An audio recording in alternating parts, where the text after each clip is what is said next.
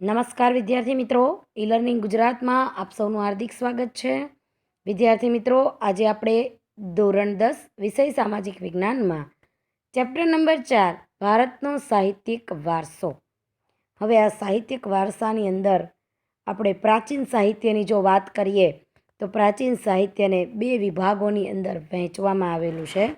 એક છે વૈદિક સાહિત્ય અને બીજું છે પ્રશિષ્ટ સાહિત્ય. હવે આપણે પ્રકરણ સારનો સૌપ્રથમ વ્યવસ્થિત અભ્યાસ કરીશું. પહેલો પોઈન્ટ છે, ભારતના વિદ્વાનોએ પ્રાચીન સાહિત્યના બે ભાગ પાડ્યા છે. પહેલું વૈદિક સાહિત્ય, બીજું પ્રશિષ્ટ સાહિત્ય. હવે સંસ્કૃત ભાષાને આર્ય ભાષા, ઋષિઓની ભાષા, વિદ્વાનોની ભાષાના નામે ઓળખવામાં આવે છે. આપણે જોઈએ તો એક ગુણની અંદર આ સવાલ પૂછાઈ શકે છે કે સંસ્કૃત ભાષાને બીજા કયા કયા નામે ઓળખવામાં આવે છે. તો સંસ્કૃત ભાષાને આર્ય ભાષા, ઋષિઓની ભાષા કે વિદ્વાનોની ભાષાના નામે ઓળખવામાં આવે છે. સંસ્કૃત ભાષા મુખ્યત્વે કયા કયા વિષયોની ભાષા હતી? તો કે ધર્મ, તત્વજ્ઞાન, વિજ્ઞાન, વિવેચન વગેરે વિષયોની ભાષા હતી. આપણે બધા જાણીએ છીએ વિદ્યાર્થી મિત્રો, આપણા 4 વેદો, એ 4 વેદો વિશે આપણે બધા જ જાણીએ છીએ. પહેલું છે ઋગ્વેદ, બીજું છે સામવેદ, ત્રીજું છે યજુર્વેદ, ચોથું છે અથર્વવેદ. હવે આ 4 વેદની જો વાત કરીએ, જો પહેલાં તો આ જે સવાલ છે એ એક ગુણની અંદર મોસ્ટ આઈએમપી પૂછાઈ શકે છે. બરાબર છે. આપણા વેદો કેટલા છે? તો કે 4 છે, ઋગ્વેદ, સામવેદ, યજુર્વેદ અને અથર્વવેદ.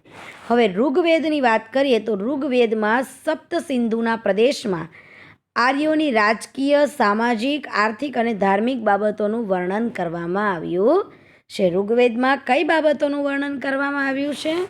તો કે સપ્ત સિંધુના પ્રદેશમાં આર્યોની રાજકીય, સામાજિક, આર્થિક અને ધાર્મિક બાબતોનું વર્ણન કરવામાં આવેલું છે. હવે બીજો વેદ છે સામવેદ. એની જો વાત કરવામાં આવે તો કે સામવેદની અંદર શેનું વર્ણન કરવામાં આવ્યું છે? તો કે સામવેદ ઋગ્વેદની ઋચાઓનું ગાન કરવા માટે અને ગાવા માટે રચવામાં આવેલું છે.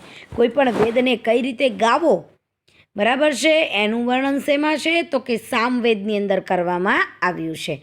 સામવેદ એ ઋગ્વેદની ઋચાઓનું ગાન કરવા માટે રચવામાં આવ્યો છે. એ શ્લોકો રાગ અને લય સાથે ગવાય છે. તમે કોઈ પણ શ્લોક હોય ને તો શ્લોકનો એનો એક રાગ હોય, એનો એક લય હોય, અવાજ હોય, એ રીતે એને ગાવામાં આવે છે. તેથી સામવેદ એ સંગીતની ગંગોત્રી કહેવાય છે. તમે કોઈ પણ નાનો એવો શ્લોક બોલો ને વિદ્યાર્થી મિત્રો, તો એના રાગમાં બોલાતો હોય છે. આપણે તમને ખબર હોય તો આપણે શ્લોક બોલીએ કે કરાગ્રે વસતે લક્ષ્મી, કરમૂલે સરસ્વતી, કર મધ્યે તુ ગોવિંદ, પ્રભાતે કર દર્શનમ. આ એક શ્લોક છે, પણ હું એને એમ જ વાંચી જાઉં, કરાગ્રે વસતે લક્ષ્મી, કરમૂલે સરસ્વતી, કર મધ્યે તુ ગોવિંદ, પ્રભાતે કર દર્શનમ. એ શું છે? એનું સ્પીડમાં ખાલી બોલાઈ ગયું, વંચાઈ ગયું. પણ એને રાગ સાથે, લય સાથે, અવાજ સાથે ગાવાનું છે. એ કઈ રીતે ગાવો એ સામવેદની અંદર કહેવામાં આવ્યું છે. તેથી જ સામવેદ એ સંગીતની ગંગોત્રી કહેવાય છે. હવે વાત કરીએ તો યજુર્વેદની. યજુર્વેદ એ યજ્ઞ વખતે જે બોલવામાં આવતા મંત્રો છે, યજ્ઞની ક્રિયાઓ છે અને વિધિઓ છે, એનું તમામ પ્રકારનું વર્ણન યજુર્વેદની અંદર કરવામાં આવેલું છે. તમને ખબર હોય તો કોઈ પણ પ્રસંગ હોય ત્યારે આપણે યજ્ઞ હોય તો યજ્ઞ સમયે જે મંત્રો બોલવામાં આવે છે, જે શ્લોકો બોલવામાં આવે છે, એ અને યજ્ઞની જે તમામ પ્રકારની ક્રિયાઓ છે, વિધિઓ છે, એનું તમામ પ્રકારનું વર્ણન યજુર્વેદની અંદર કરવામાં આવ્યું છે. ત્યારબાદ વાત કરીએ તો અથર્વવેદ.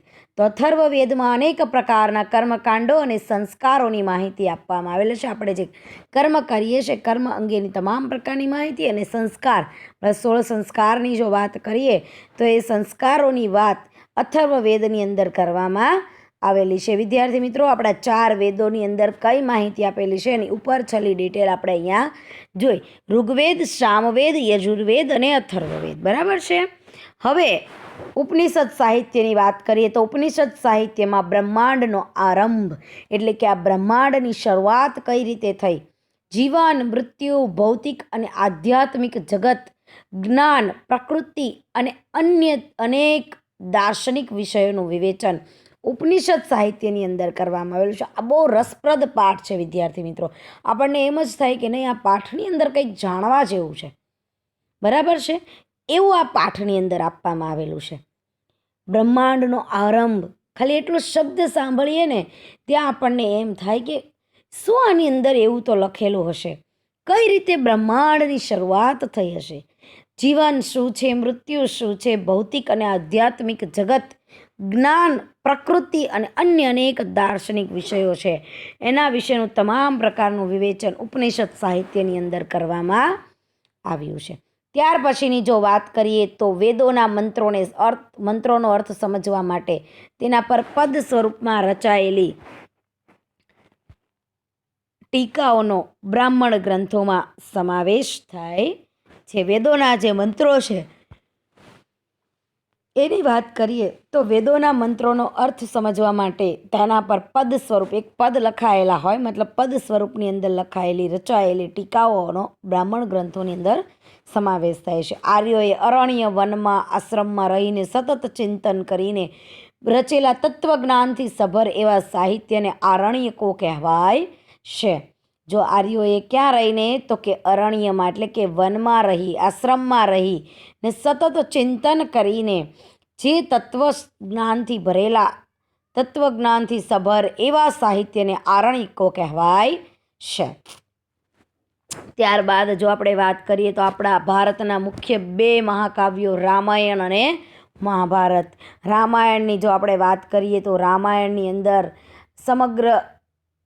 રામનું સમગ્ર જીવન વિશેની આખી કથા છે અને મહાભારતની અંદર પાંડવો અને કૌરવો વચ્ચેનું જે યુદ્ધ છે એ વિશેની આખી, મતલબ કે પાંડવો અને કૌરવોના આખા વંશજ વિશેની તમામ પ્રકારની માહિતી આની અંદર આપવામાં આવેલી છે. મહાભારતનો એક મહાન ગ્રંથ શ્રીમદ ભાગવત ગીતા. શ્રીમદ ભગવદ્ ગીતાની અંદર જ્ઞાન માર્ગ, કર્મ માર્ગ અને ભક્તિ માર્ગ, જ્ઞાન માર્ગ, કર્મ માર્ગ અને ભક્તિ માર્ગ, આ 3 મોક્ષ પ્રાપ્તિના દાર્શનિક સિદ્ધાંતોનું વિવેચન કરવામાં આવેલું છે. ગીતાની અંદર સમગ્ર જીવનનો સાર કહેલો છે. જીવન તમારે કઈ રીતે જીવવું, પેલું સાંભળ્યું છે ને, તું કર્મ કરતો જા, કરેલું કોઈ દિવસ ફોગટ જતું નથી, આ તો સાંભળ્યું છે ને. એ ગીતાની અંદર, એ ગીતાનો સાર છે. તો શ્રીમદ ભગવદ્ ગીતાની અંદર જ્ઞાન માર્ગ, કર્મ માર્ગ અને ભક્તિ માર્ગ, આ 3 મોક્ષ પ્રાપ્તિના દાર્શનિક સિદ્ધાંતોનું વિવેચન કરવામાં આવ્યું છે. ત્યારબાદ વાત કરીએ તો સ્મૃતિ ગ્રંથો. તો સ્મૃતિ ગ્રંથોની અંદર ધર્મ દ્વારા અનુમોદિત કર્તવ્યો, રિવાજો અને નિયમો. આપણે બધા જાણીએ કે કેટલા બધા રીતિ રિવાજો, નિયમો મુજબ આપણે ચાલીએ છીએ. તો નિયમો એમ જ નથી આવેલા, એ ગ્રંથોની અંદર કહેવામાં આવેલું છે ને એ પ્રમાણે આપણે રિવાજો બનાવેલા છે ને આપણે ચાલીએ છીએ, બરાબર છે. ત્યારબાદ આપણે સંસ્કૃત સાહિત્યના મહાન લેખકો કે જેના નામ આપણે જોઈએ, મહાન લેખકો કયા કયા છે. 1 ગુણની અંદર વિદ્યાર્થી મિત્રો આ સવાલ પણ ઘણી વખત પૂછાઈ શકે એવો છે, બરાબર છે. કવિ કાલિદાસ, ભવભૂતિ, માઘ, ભારવી, ભર્તુહરી, બાણભટ્ટ વગેરે ગુપ્ત યુગના સંસ્કૃત સાહિત્યના મહાન લેખકો છે. 1 ગુણની અંદર આ સવાલ પણ પૂછાઈ શકે છે, સંસ્કૃત સાહિત્યના મહાન લેખકો કયા કયા છે, તો કે કાલિદાસ, ભવભૂતિ, માઘ, ભારવી, ભર્તુહરી અને બાણભટ્ટ વગેરે ગુપ્ત યુગના સંસ્કૃત સાહિત્યના મહાન લેખકો છે. હવે મહાકવિ કાલિદાસની ઉત્કૃષ્ટ નાટ્ય શૈલીના શ્રેષ્ઠ ગ્રંથોની જો વાત કરીએ તો મહાકવિ કાલિદાસના ઉત્કૃષ્ટ નાટ્ય શૈલીના શ્રેષ્ઠ ગ્રંથો કયા કયા છે, તો કે અભિજ્ઞાન શાકુંતલમ, કુમાર સંભવ, રઘુવંશ, મેઘદૂત અને ઋતુસંહાર. આ 5 જે કૃતિઓ છે કે જેમની નાટ્ય શૈલીના શ્રેષ્ઠ ગ્રંથો છે. 1 ગુણની અંદર વેરી મોસ્ટ IMP ક્વેશ્ચન છે, બરાબર છે, કે કવિ કાલિદાસની ઉત્કૃષ્ટ નાટ્ય શૈલીના શ્રેષ્ઠ ગ્રંથો કયા કયા છે. અભિજ્ઞાન શાકુંતલમ, કુમાર સંભવ, રઘુવંશ, મેઘદૂત અને ઋતુસંહાર. બરાબર છે. ત્યાર પછી આપણે પોઈન્ટ જોઈએ તો ત્રિપિટક બૌદ્ધ ગ્રંથોની વાત કરીએ તો કયા કયા છે? 3 છે. સુત્ત પિટક, વિનય પિટક અને અભિધમ પિટક.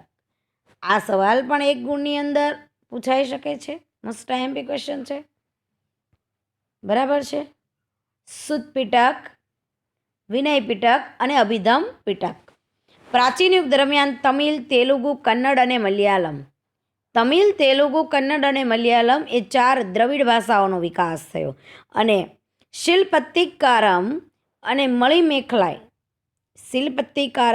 મણિમેખલાય એ પ્રારંભિક તમિલ સાહિત્યના પ્રખ્યાત ગ્રંથો છે. આ પણ 1 ગુણની અંદર પૂછાઈ શકે છે. પ્રાચીન યુગ દરમિયાન કઈ 4 ભાષાઓનો વિકાસ થયો હતો?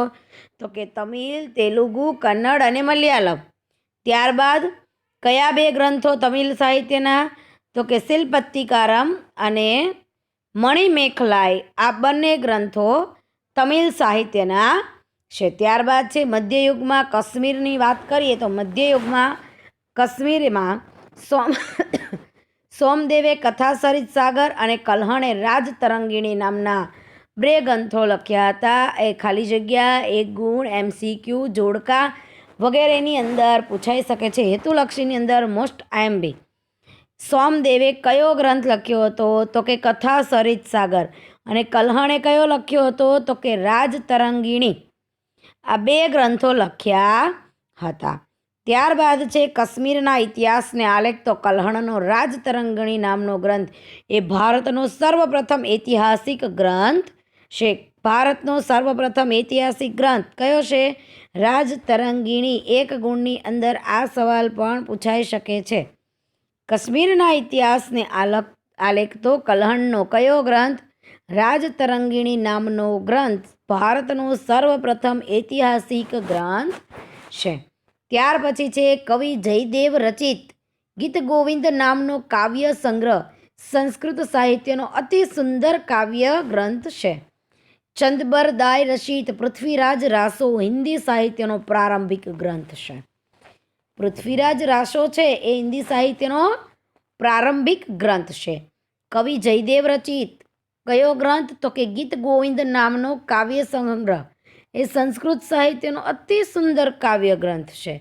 જ્યારે ચંદબરદાય રચિત પૃથ્વીરાજ રાસો એ હિન્દી સાહિત્યનો પ્રારંભિક ગ્રંથ છે.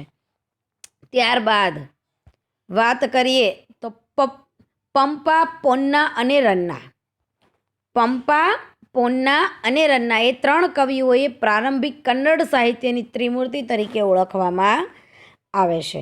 ત્યારબાદ હિન્દી ભાષાના 2 સ્વરૂપો વજ્ર અને ખડી બોલી એ હિન્દી ભાષાના 2 સ્વરૂપો છે. ત્યારબાદ મુલ્લા દાઉદ રચિત ચંદ્રાયન ગ્રંથ અવધ ભાષાનો સૌથી જૂનો ગ્રંથ કયો છે? 1 ગુણની અંદર મોસ્ટ આઈએમપી ક્વેશ્ચન. અવધ ભાષાનો સૌથી જૂનો ગ્રંથ ખાલી જગ્યાએ MCQ 1 ગુણ તમામ વસ્તુની અંદર પૂછાઈ શકે છે. તો કે મુલ્લા દાઉદ રચિત ચંદ્રાયન નામનો ગ્રંથ છે કે જે અવધ ભાષાનો સૌથી જૂનો ગ્રંથ છે. ત્યારબાદ છે આલ્હા, ઉદલ અને બિસલદેવ રાસો. આલ્હા, ઉદલ અને બિસલદેવ રાસો વગેરે રાજસ્થાની ભાષાની પ્રખ્યાત વીર ગાથાઓ. આલ્હા, ઉદલ, બિસલદેવ રાસો વગેરે રાજસ્થાની ભાષાની પ્રખ્યાત વીર ગાથાઓ છે. ત્યારબાદ છે અમીર ખુસરો. અમીર ખુસરોની જો વાત કરીએ તો દિલ્હી સલ્તનત સમયનો મહાન સાહિત્યકાર હતો.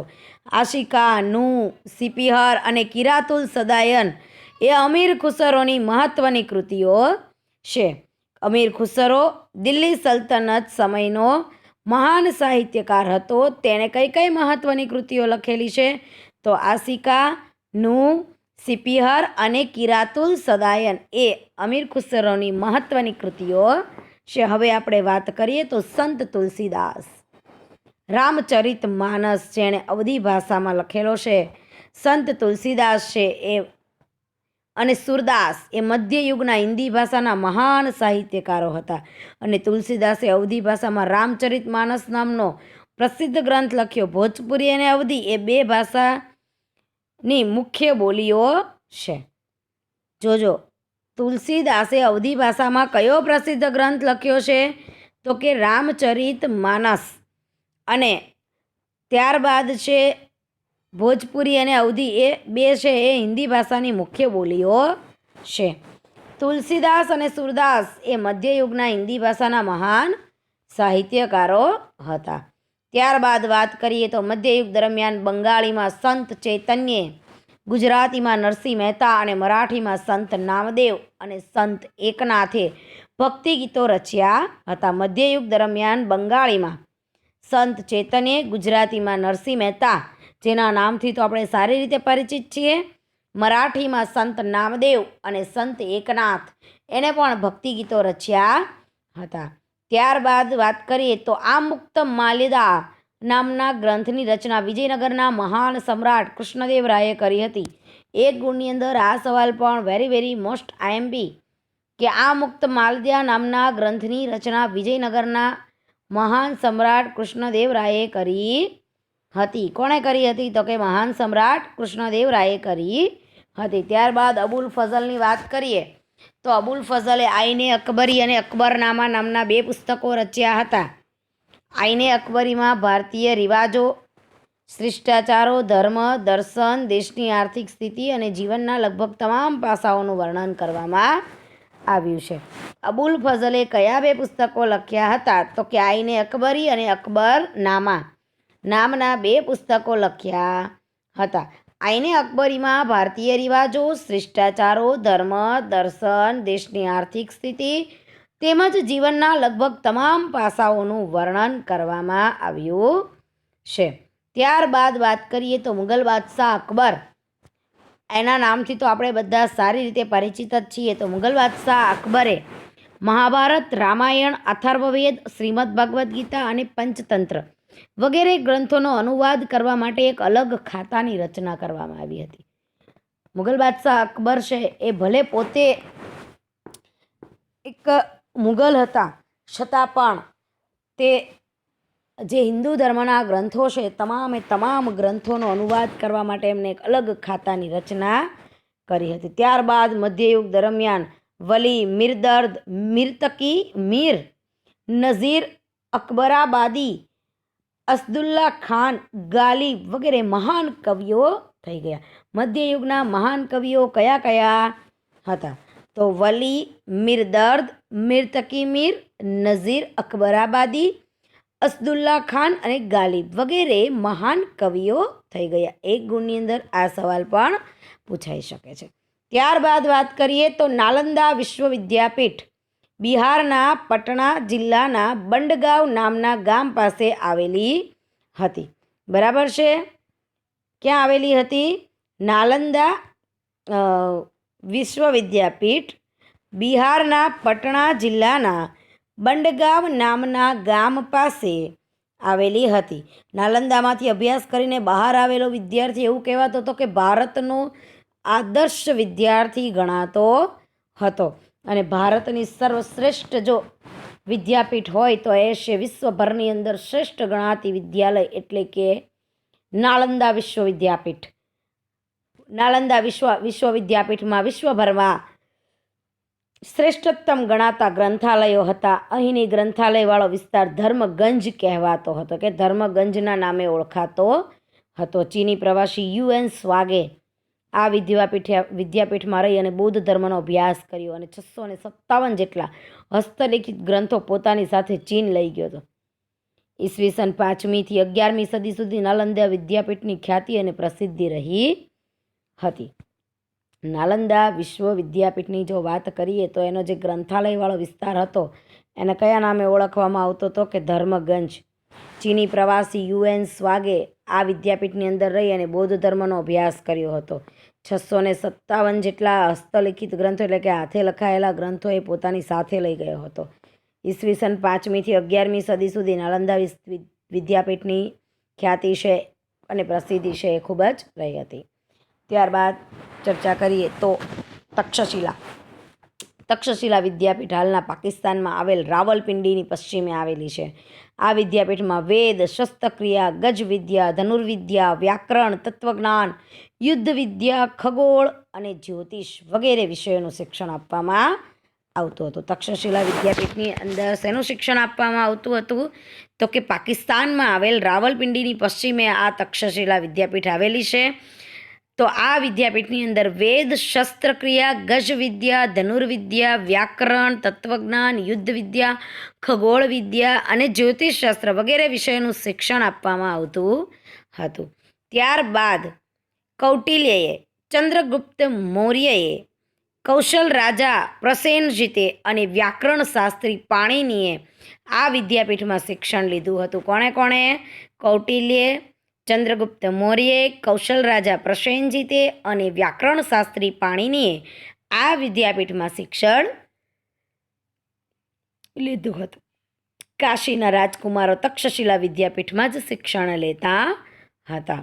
5મી સદીની શરૂઆતમાં ચીની પ્રવાસી ફહિયાને તક્ષશિલા વિદ્યાપીઠની મુલાકાત લીધી હતી.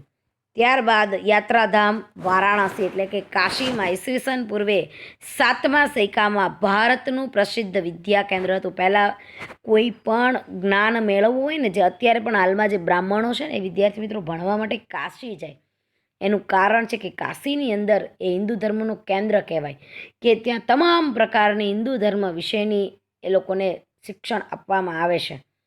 એટલે યાત્રાધામ વારાણસી એટલે કે કાશીમાં ઈસવીસન પૂર્વે 7મા સૈકામાં ભારતનું પ્રસિદ્ધ વિદ્યા કેન્દ્ર હતું. ઉપનિષદ કાળમાં તે આર્ય સંસ્કૃતિ અને હિન્દુ ધર્મના કેન્દ્ર તરીકે વિકસ્યું હતું. આ સમયમાં અહીંના રાજા અજાત શત્રુ કે તત્વજ્ઞાની, ખૂબ જ તત્વજ્ઞાની અને વિદ્યાપ્રેમી હતા.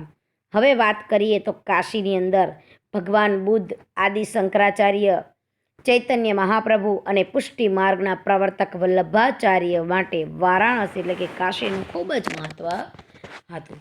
ત્યારબાદ છે સમ્રાટ અશોકના આશ્રયથી વારાણસીનો સારનાથ મઠ પ્રસિદ્ધ વિદ્યાધામ બન્યો હતો. વલ્લભી વિદ્યાપીઠ ઈસવીસનના 7મા સૈકામાં ગુજરાતનું પ્રસિદ્ધ શિક્ષણ કેન્દ્ર હતું અને તે બૌદ્ધ ધર્મના હિનયાન પંથનું કેન્દ્ર હતું. વલ્લભી વિદ્યાપીઠને વિશાળ અને અતિ સમૃદ્ધ બનાવવામાં મૈત્રક વંશના એ સમયના શાસકો અને નાગરિકો આ બંનેનો ખૂબ જ સારો એવો ફાળો હતો. વલ્લભી વિદ્યાપીઠ એ 7મા સૈકામાં ગુજરાતનું પ્રસિદ્ધ શિક્ષણ કેન્દ્ર, હિનયાન પંથનું કેન્દ્ર બૌદ્ધ ધર્મના, ત્યારબાદ અતિ વિશાળ અને સમૃદ્ધ, એને વિશાળ અને સમૃદ્ધ બનાવવામાં કોનો ફાળો હતો? તો કે મૈત્રક વંશના શાસકો અને નાગરિકોનો ખૂબ જ મોટો ફાળો હતો. ત્યારબાદ બૌદ્ધ વિદ્વાનો સ્થિરમતી અને ગુણમતી વલ્લભી વિદ્યાપીઠના અગ્રણી આચાર્યો હતા. એક ગુણની અંદર આ સવાલ પણ પૂછાઈ શકે છે કે બૌદ્ધ ધર્મના અગ્રણી આચાર્યો કોણ કોણ હતા? તો સ્થિરમતી અને ગુણમતી.